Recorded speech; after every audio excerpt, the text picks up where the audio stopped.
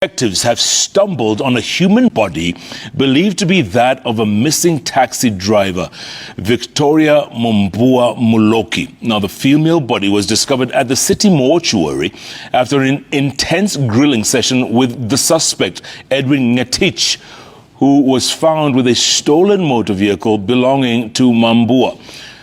So, this is the face of the man who has taken away the mother of 3 children away from them and has forever changed the trajectory of their lives. This man's name is Edwin Ngetich, and he, as of the time of making this video, is officially the prime murder suspect in the demise of 33-year-old ride-hailing cab driver called Victoria Muloki. And this case has a lot of question marks, at least one big question mark that I'm struggling to appreciate, because all the research I've done on it is failing to answer that one question, and I'll get to it. But within the first week of October 2024, 33-year-old Victoria Muloki was officially working as a cab-hailing driver. So typical examples of that type of service includes Bolt, Uber, Yango, and the whatnots. So she was in one of those type of services in the Eastern African country of Kenya. And everybody knew Victoria was a hard-working lady. She was a mother of 3, but it's undocumented as to whether she was married or she was divorced. But what we know is that she was a mother of 3. Now, Victoria actually knows Edwin Ngetich. She knew her killer, but she just didn't know her end was going to come by his hands. So, on this fateful day, Victoria took an offline trip from Edwin Ngetich, and I'm going to explain what an offline trip is, just for the benefit of those who might not be familiar with that type of service with regards to the ride-hailing service. So, if you are familiar with the ride-hailing services like Bolt, Uber, Yango, and the whatnots, you would know that they run the service through an app. So basically, anybody who wants to hail a cab or request for a ride would go on this app or platform on their mobile phones and then log a trip request. And this trip request will appear on the platform, and any of the cab hailing drivers who are also on the platform and active at the time would look at the trip as it pops up and then decide whether they are going to pick this trip up and embark on it for a fee or otherwise. So that is how the default operation of the ride-hailing services. But then that is the online bit. And with the online bit, the commissions will be shared between the driver and the cab company. But in recent times, some cab drivers have also decided that to help them gain more money, they will take some rides offline, in the sense that as they commute regularly through the online rides, they begin to build a relationship with the customers they meet, such that it's very possible that you could meet a customer through the online request on the platform, and as the trip is ongoing, this customer may at a point request that, I like your service so much, I like the way you go about your trip so much, why don't we have an arrangement such that I would no longer come on the platform to place a trip request, which puts me in a situation where I may have to deal with a different driver on another day, but instead I would want to have you as the one commuting me from one spot to the other per an agreed fee that we would agree on between us. So typically with this type of request, it wouldn't come on the platform at all. it would be handled on an offline basis, such that they may even have to be talking on phone now, where the customer will just tell the driver that, okay, so maybe on these particular days, pick me up at this particular time and take me to this particular spot. How much would you charge me for that? And the driver will propose a fee, they agree on it, and it becomes a transaction that continues in repetition as and when those days or dates are due. So that is the offline trip, and this happens on the blind side of the company. It happens on the blind side of the ride-hailing company. So it was on such a ride that the worst would happen to Victoria at the hands of Edwin, because Edwin had booked her on an offline trip.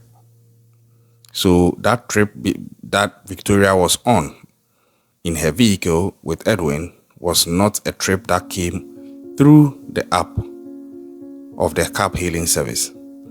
So as they were on the trip, reports and investigations have revealed that Edwin allegedly attacked Victoria, and in the process, he overpowered her and tied her up and put her at the back of her own cab, and then he took over the steering wheel of the cab and he was driving around with her. Now, he would drive around for some time, and then eventually he would go back to his captive, that's Victoria, and eliminate her. So I was like, but what is his reason? And I kept trying to find it, because when he was done, he tried disposing her off, and eventually he was detected by friends of Victoria, who are also cab drivers, because they had gotten concerned that she had been missing for days.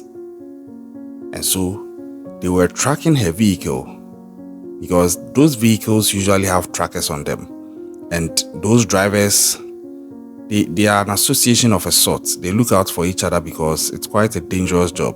Imagine you are picking rides of people, or picking up people in your ride whom you don't know from anywhere without any background checks. You could have picked the next serial killer and you didn't know. And that was exactly what happened to Victoria, because she picked up a passenger who was going to be, in the end, her own killer. And that is very chilling. That is very chilling. Thinking deeply into that possibility that things like this could happen to anyone in that type of work. So that was how they found Edwin, because they were tracking the vehicle and they noticed the vehicle has been moving around. So they also informed the police, because by this time it was past a number of days and this mother of 3 was nowhere to be found. So officially she had been reported as a missing person, and police were looking out to see how they can investigate and find her. So when the tracking bit of the vehicle came in, it was very important, because they saw the vehicle was moving around. And eventually, Edwin Ngetich was apprehended in the vehicle. And upon questioning, he admitted what he had done to Victoria. But the big question mark that I still have, which I have not been able to find answers to, is why would Edwin do this to Victoria? Why? What was the motive? Because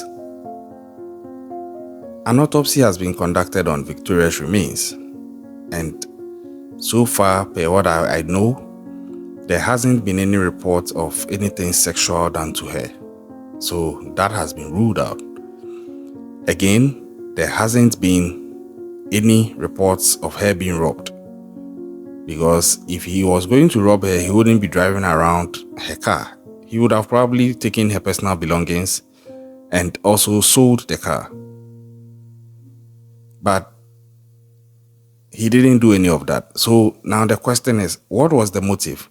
There is also no record of they being emotionally attached or romantic in any way, where maybe someone would say it's a crime of passion. So then what was the motive? it leaves a fourth possibility, which I am banking on as the possibility that could be the motive behind Edwin's actions, although he will probably reveal it at a point in time. But I'm suspecting that he probably did this because he's just a psycho. I wouldn't be surprised if this guy is found out to be somebody who has been doing this to other people, because usually for people who do things like this, which seem random, when you dig further back, you find that it's not random, but there's a pattern. I wouldn't be surprised if he has done this to another cab driver before or other cab drivers before, and I'm sure they would all be females. Because I'm thinking that we might have just stumbled onto a serial killer. That is my suspicion, because it seems too random to be random. Yeah, it seems too random to be random. I believe that there's a possibility this guy got caught this time around because he has done it severally and he got cocky and he made a mistake of driving the car around, because the trip was an offline trip. So nobody would have actually known that he was the one with her in the car in the last moments of her life. If it was an official trip online, they would have tracked that, okay, he logged this trip and she picked him up, so they have to go and talk to him. But it was an offline trip, unless Victoria probably told others that I'm going to pick up this particular Edwin guy. But all in all, I'm suspecting Edwin Ngetich might probably be some form of serial killer the police have stumbled upon, and that Victoria Muloki is the last straw that broke his luck and it ran out. I'm still facing the case, following it, and it gets sad because imagine you are the family of Victoria. You know, at the point when she was declared missing, her family was even scammed, allegedly, by someone who called through an alleged pastor of the family that Victoria had been found and that she's injured but she's okay, and actually took some money from the family, only for it to turn out that it was a hoax, it was false, and just some moments afterwards, the remains of Victoria were found and that she was actually deceased. You know, I think that is an insult to the pain of the family. And I don't know why some people can be so heartless. I always say that respect the kindness of people, respect the pain of people, because it is in the disrespect of these things that the worst of people will come out. Now, we all hail such cabs online. Well, I mostly do online because I don't trust the offline, because when you go offline, nobody knows who you are with, and that is a risk, because if you take some of the app hailing services or the cab hailing services apps like Bolt, for example, they have a feature on the app where once you join the ride, you can share the live location of the car and the trip with your loved ones, so they know who is with you or who you are with and who is taking you where. And I think that is very important, especially in these times where you can never tell who you are with, because Edwin, in this case, isn't a new person to Victoria, but you could tell that he singled her out and he pre-planned this ahead of time. It was premeditated. That is how I see it, because he wouldn't just do this at random. And I'm waiting for him to come out to state the specific reason why he did this to her. My heart goes out to the family and loved ones of Victoria. I hope they get the justice that they need. And please, let us all stay safe out there. Sometimes people get too trusting with others and let their guard down. I always say that it is better, especially in these times, it is better or is best to be prepared for the worst and hope for the best. It sets you up in a unique way such that if the worst should show up, you are ready. If the worst doesn't show up, you were still ready, but we are grateful the best came and the worst didn't. That is my motto for everything I do. You can try same, and I tell you, it is great and it makes your life very simple. It doesn't assure you of 100% in everything, but it gives you a better chance at getting ahead of a lot of things. Thank you for watching the video. Watch our other videos and leave your comments in the comment section. Pray the family of Victoria gets the strength to endure in this time, and my condolences and commiserations to them. Subscribe if you are yet to do so. I'll catch you on the next one. Stay safe out there.